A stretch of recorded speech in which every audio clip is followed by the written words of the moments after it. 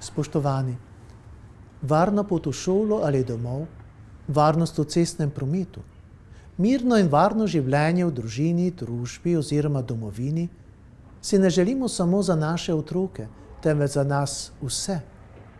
Šele ko nam vse to zmanjka, ko se na mesto varnosti pojavijo različne nevarnosti, ki ogrožajo zdravje in življenje nas ali naših najbližjih, se zavemo, kakšno bogastvo smo izgubili.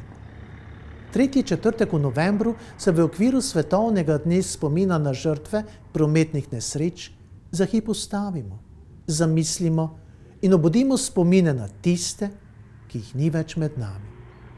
Nam, kristjanom, zazveni ob takšnih trenutkih v ušesih besede Jezusa, ki reče: Jaz sem pot, resnica in življenje. Najti pravo in varno pot ni pomembno samo v cestnem prometu, temveč tudi v našem življenju.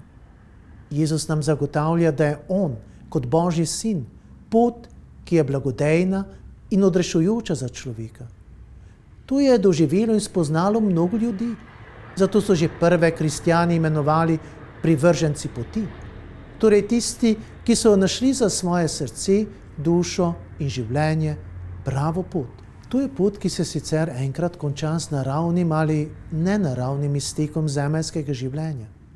Vseeno pa vodi tudi po tem bolečem in tragičnem trenutku naprej v novo obliko telesnega bivanja, ki nastopi ob vstajenju od mrtvih. Dejstvo je, da dobre odločitve prinesejo pozitivne spremembe in rezultate tako v cestnem prometu kot v življenju. Bog kliče vsakega izmed nas, da sprejme dobro odločitev, da se vrne na varno pot, na pot, ki nam jo je začrtal Jezus Kristus in ki jo obširno opisujejo evangeliji. Ponesrečencem v prometnih nesrečah želim hitro telesno in duševno okrevanje in čim prejšnjo ozdravitev.